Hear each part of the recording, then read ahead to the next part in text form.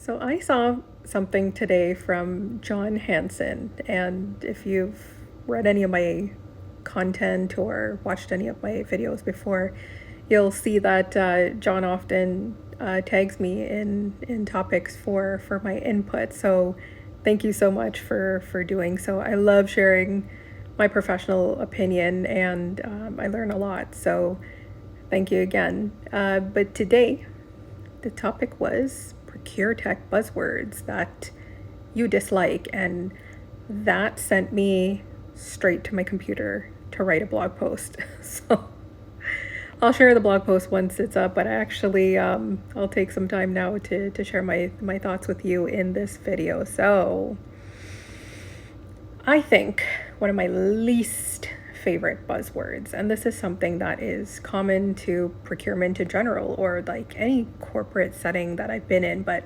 particularly for procurement, and even more particularly for public sector procurement, where fairness, openness, transparency, and best value is tantamount to the whole process. We've got a point to prove to taxpayers that, you know what, we're using your money correctly.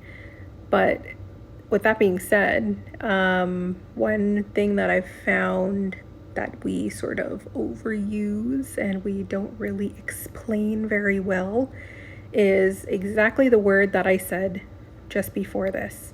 So one of my least favorite ProcureTech buzzwords, and just in general procurement buzzwords that I really come to not like very much, is best value. So what is best value? Well, that's exactly the question. It's one of those things that sounds really nice, right? You always want to know that you're getting the best bang for your buck and particularly in procurement, and especially those of you who've got to execute on this digital roadmap because you're undergoing digital transformation. You're looking for best value, but I think what you're really looking for is maybe a best-in-class solution. You're looking for a solution to solve a problem that you have.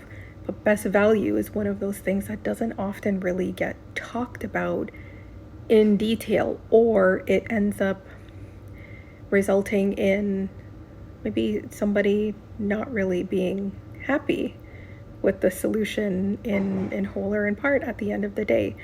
So when we look at best value, what does that mean? Does it refer to lowest price, the highest quality? Does it strike a proper balance between the two? Who knows? When you have a lot of stakeholders involved, and particularly in ProcureTech, sometimes it lends to confusion, and there could be a misalignment amongst critical stakeholders.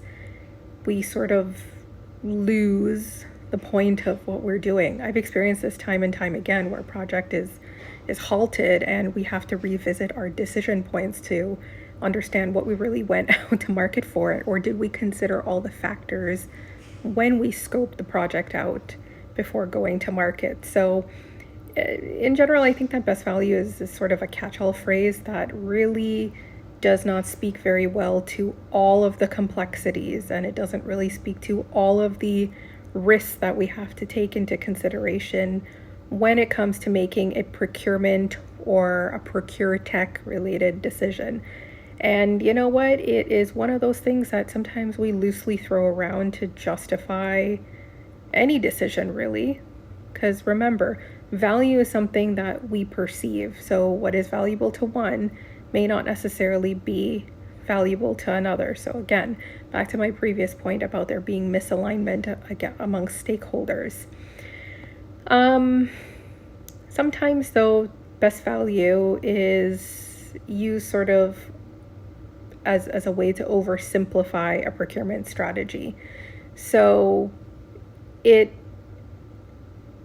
almost like it is a one-size-fits-all approach, that if you do something one way, it'll get you the best value out of something just simply because you've said it. For example, running a procurement, that might mean a multi-staged procurement. But again, does it get down into the nitty-gritty of what it is we're truly trying to accomplish? And is everyone going to walk away fulfilling a need and thinking that we've got a solution that will make life easier for us as compared to harder. So I think in general, best value is one of those things that could be great, but you've got to sort of proceed with caution. I consider it a warning sign. So the only way to make this work is if you're clear from the beginning. You've got to have strategic alignment, not only with anybody you work with on the outside, such as a supplier, but you've got to have it from the inside as well. You need to be properly scoped. Your objectives and your outcomes, your decisions are clear. You need to communicate clearly what it is you need and what it is you're looking for. And hopefully then you'll be able to truly be effective in delivering long-term success. So, best value is certainly not a low-hanging fruit.